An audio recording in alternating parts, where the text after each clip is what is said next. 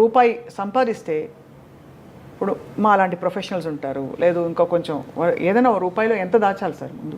ఎంత దాచుకోవాలంటే 100 రూపాయలు జీతం సంపాదించుకునేవాడైనా సరే 10 రూపాయల 15 రూపాయలు రాగానే ముందు తీసుకెళ్ళి ఆ డబ్బాలో వేసేయాలి.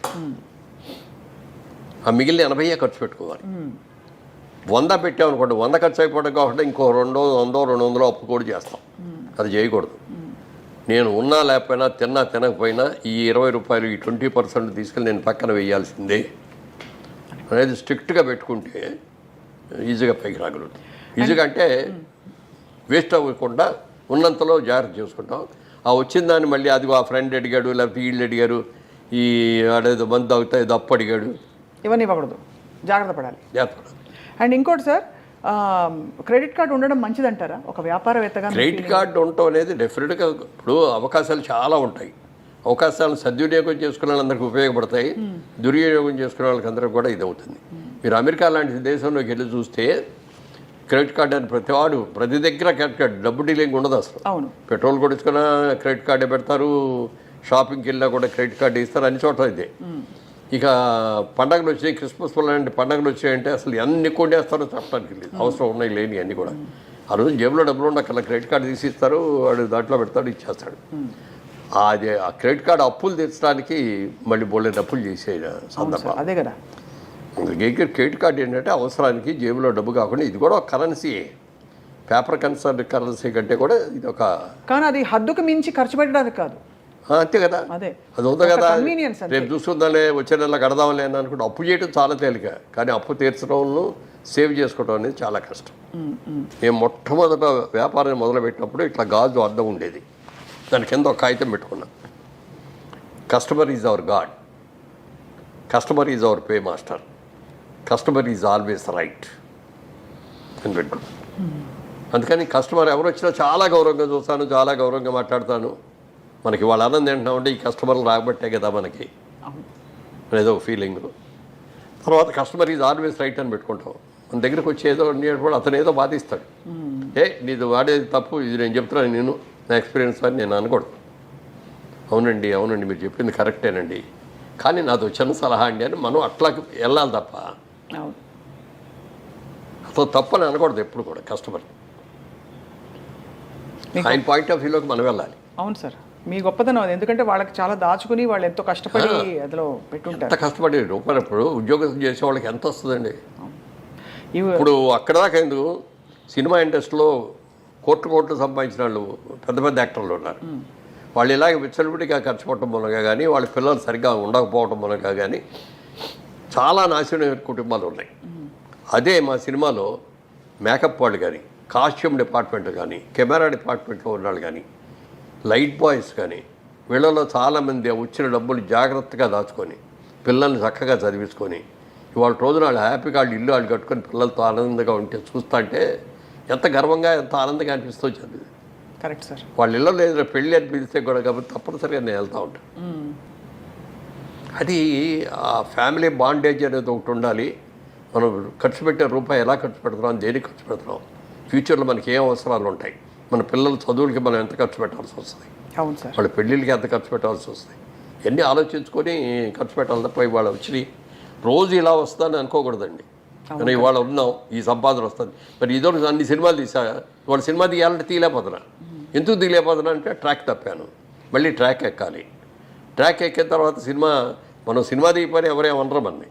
సినిమా సరిగ్గా దిగిపోతే మాత్రం తిడతారు, కొడతారు కూడా. Correct sir, perfect. అవును, ఎంత రిస్క్ తీసుకోవాలో అంతే తీసుకుని.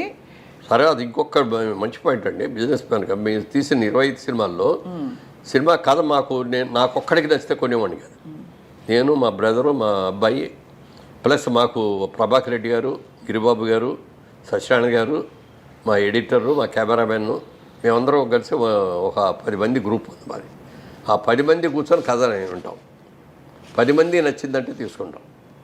5గురు నచ్చి 5గురు నచ్చలేదన్నా, లేకపోతే 7గురికి నచ్చి 3గురికి నచ్చలేదన్నా కూడా దాన్ని వదిలేస్తాం. అలా కొన్ని కథలు నచ్చి ఈ సినిమా బాగుంటుంది, ఈ సక్సెస్ అవుద్ది అనుకున్న సినిమాలో నా క్యారెక్టర్ లేకపోయినా కూడా కొన్నా తీసా. అలాగే ఈ క్యారెక్టర్ బ్రహ్మాండంగా ఉంది, నాకు బాగా పేరు వస్తుంది అని అన్న, కానీ రిస్క్ ఉందండి, ఇది బిజినెస్ అవుద్దో లేదో అని కనుక అంటే దాన్ని మొదటి చేయడం. నన్ను నేను ప్రమోట్ చేయడానికి కాదు కదా సినిమా తీసేది. అవును. సినిమా టికెట్ కొట్టి సినిమా చూడటానికి వచ్చినాడు, వాడు హ్యాపీగా ఫీల్ అవ్వాలి, సెంటిమెంట్గా ఫీల్ అవ్వాలి. అవును. అంతేకాని వ్యాపారం నా కోసం నా ఇది ప్రజ్ఞ చూపించాలి, నా నటన చూపించాలి అని చెప్పి నేను సినిమా దిగిన. నేను యాక్ట్ చేయకుండా చేసి నీ కూడా 25లో 5, 6 సినిమాలు నేను లేను అందులో. ఓన్ ప్రొడక్షన్ అంటే వేషం వేయకుండా ఉంటారు కదా, ఉండరు మామూలుగా. అవును, కరెక్ట్. అతడిలో నేను లేను కదా. అవునవును. కానీ మీరు అంటే ఆల్రెడీ మీరు మీ వెలిగారు అండ్ మీకు ఈ బిజినెస్ దృక్పథం ఉండడం వల్ల మిమ్మల్ని ఏదో ఒకటి ఆక్యుపై చేస్తూ వచ్చింది. అంటే ఇది కాకపోతే ఇది, ఇది కాకపోతే ఇది అన్నట్టు. అందుకని నేను నాకేది ఇది కావాలని కోరుకోలేదండి. అంటే కోరుకోలేదంటే దానికోసం పెట్టబడలా. అవకాశాలు నాకు వెతుక్కుంటూ వచ్చినాయి చాలా. వచ్చిన అవకాశాలను సద్వినియోగం చేసుకున్నాను, అది తెలుసుకోవాలి. స్టాక్ మార్కెట్లో డబ్బులు పెట్టచ్చా సార్? ఇవన్నీ మౌలిక సూత్రాలు. అసలు పెట్టండి, నాకు దాని మీద నమ్మకం లేదు. నమ్మకం లేదు స్టాక్ మార్కెట్లో. మీరు ఎప్పుడు భూమినే నమ్ముకున్నారు, లేదంటే వెంచర్స్ ఏదైనా వెంచర్ ఉంటే దానిలో నేను పార్లమెంట్లో కూడా మాట్లాడేటప్పుడు ఒక కథ చెప్పాను. ఒక రోజున ఒక వ్యాపారి వచ్చాడు పల్లెటూరులోకి. వచ్చేసి మీ ఊళ్ళో కోతులు ఉన్నాయని తెలిసింది, కోతులు కొంటాను నేను, కోతికి 10,000 చొప్పున ఇస్తాను అన్నాడు. ఊళ్ళో వాళ్ళందరూ పిచ్చాడు చూసి ఈడేంటి కోతులు కొనుక్కోవటం ఏంటి, కోతికి 10,000 ఇవ్వటం ఏంటి అని అందరూ చూశారు. ఎవరో కొంతమంది ఈడేదో 10,000 ఇస్తున్నాడు కదని చెప్పి 4 కోతులు 10 కోతులు తీసుకెళ్ళి వాడికి ఇస్తే అందరికీ 10,000 ఇచ్చాడు. వెళ్ళిపోయాడు. వాడు వెళ్ళిపోయిన తర్వాత నిజంగా కోతికి 10,000 ఇచ్చారా అంటే ఇచ్చారండి నేను చూపించాడు. ఈసారి మనం జాగ్రత్త పడాలి అనుకొని నెక్స్ట్ టైం వాడు ఇంకో నెలలో వచ్చాడు. మళ్ళీ ఈసారి 15,000 ఇస్తానన్నాడు కోతికి. అందరూ ఎగబడ్డారు. ఓ 50% మనుషులు ఎగబట్టారు, కోతులు తీసుకొచ్చారు, ఇచ్చారు. మూడోసారి వచ్చాడు, 25,000 ఇస్తా, నాకు కోతులు కావాలి అన్నాడు. అప్పటికి అయిపోయినాయి కోతులన్నీ. ఊళ్ళో ఉన్న కోతులన్నీ అంత ముందే కొనేసి తీసుకెళ్ళిపోయాడు. ఎక్కడ కోతులు లేవు. 25,000 ఇస్తానంటాడు. పక్క ఊళ్ళోకి వెళ్తే 20,000కి దొరుకుతున్నాయి. అక్కడికి వెళ్ళి 20,000 కొనుక్కొని కోతులు తీసుకొచ్చేసి వీడికి అమ్మారు. అర్థమైంది సార్. అర్థమైంది కదా. ఆ 20,000కి అమ్మింది ఎవరంటే వీడే. అదే అందుకని అదే అర్థమైంది. మన దగ్గర 5,000కి 10,000కి కొన్న కోతుల్ని మనకి 20,000కి అమ్మాడు. అది ఎంత గోల్డెన్ ఇదే సార్ ఇది. అయితే ఇప్పుడు స్టాక్ మార్కెట్ కూడా అలాంటిదేనండి. ఏ రోజున ఏ రేట్లు ఎందుకు పెరుగుతున్నాయో తెలియదు, ఎందుకు పడిపోతున్నాయో తెలియదు. ఇది బ్రహ్మాండంగా ఉంది అని అందులో పెడతాం. అంటే ఏదైనా డబ్బు సంపాదించడానికి కష్టపడి సేవ్ చేసుకుని అనుకున్న విలువ ఇది ఆర్టిఫిషియల్గా ఏదో పెట్టుబడి పెట్టేసి ఊరినే వచ్చేసింది. ఒక లాటరీ వచ్చింది అని అంటే దాంట్లో కూడా వచ్చినప్పుడు బాగానే ఉంటుంది, సంతోషంగానే ఉంటుంది.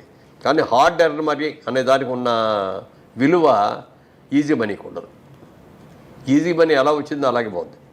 హార్డ్ ఎర్న్ మనీ మనం జాగ్రత్తగా కాపాడుకుంటాం కదా సార్. అది.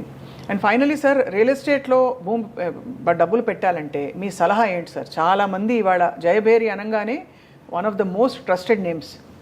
సో మీ సలహా ఏంటి సార్? డెఫినెట్గా మంచిది. అలాంటి ఉద్యోగస్తులు ఎవరైనా సరే, ఇప్పుడు నా ఇంటర్వ్యూస్లో నేను చెప్పిన ఇట్లాంటి మాటలు అన్నీ కూడా విని చాలామంది ల్యాండ్ మీద ఇన్వెస్ట్ చేశారు. నేను ఎక్కడికో వెళ్తా అంటే, ఏమండి మీ ఇంటర్వ్యూ చూసామండి, మీరు చెప్పింది బాగుందండి, నేను కూడా ల్యాండ్ కొన్నానండి, ఏదో ఇన్ని స్థలాలు కొనుక్కున్నానండి, బాగా పెరిగినాయండి, డబల్ అయినాయండి, ట్రిపుల్ అయినాయండి అని చెప్పిన వాళ్ళు ఎంతోమంది ఉన్నారు. అందుకని నేను ఇంకోటి వ్యాపారం చేస్తూ మీరు భూమి కొనుక్కోండి అని నేను చెప్పలేను కదా. అవును, అర్థమైంది. అదే తర్వాత సేఫ్టీ ఇది. ఇప్పుడు ఏదైనా కొంటే, ఇప్పుడు వ్యాపారం చేసేవారు వ్యాపారంలో లాభం రావచ్చు, నష్టం రావచ్చు, కానీ భూమికి మీద నష్టం ఉండదు. అవును, పెరిగేదే తప్ప తరిగేది కాదు, పాడైపోయేది అంతకంటే కాదు. కాబట్టి అంటే కొనుక్కునేటప్పుడు లీగల్గా కరెక్ట్గా ఉన్నాయా లేదా, దానికి హద్దులు సరిగ్గా ఉన్నాయా లేదా అని చూసుకొని మనం కొనుక్కున్న దాన్ని ప్రొటెక్ట్ చేసుకోవాలి మనమే. ఇక్కడ హైదరాబాద్ లాంటి చోట మనం ప్రొటెక్ట్ చేసుకోకపోతే ఎవడో ఒకటి వచ్చి అక్కడ ఇల్లు కట్టేస్తాడు. మాకు ఇదిగో ఈ ప్రాజెక్టులోనే ఒకటి జరిగింది అట్లాగే. ఇక్కడ స్థలం అమ్మే ఒకటి, అంటే మామూలుగా వాస్తు ఎక్కువ చూస్తాం మనం.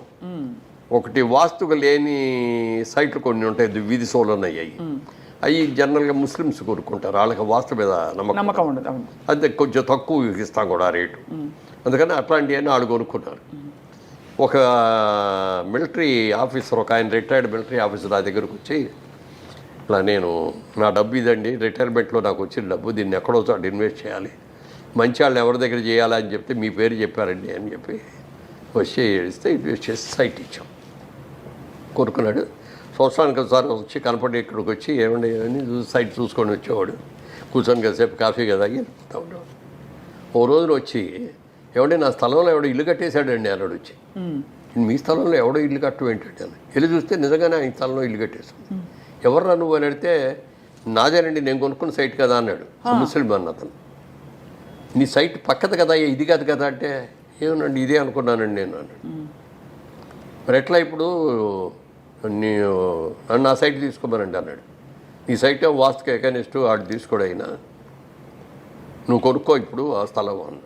అంటే నా దగ్గర డబ్బులు ఉన్న డబ్బులు అని పెట్టి ఇల్లు కట్టారని నా దగ్గర డబ్బులు ఏం చేయాలి? వెంటనే ఇంకో ఫ్లైట్ ఎవరో అమ్మేవాళ్ళు ఉన్నారో చూసి ఆ సైట్ మేము కొని ఆ సైట్ ఆయనకి ఇచ్చాం. ఇవ్వగా ఆయన ఎంత ఆనందపడిపోయాడంటే ఎంతమంది దగ్గరికి వెళ్ళి చెప్పాడు ఇది చెప్పడానికి.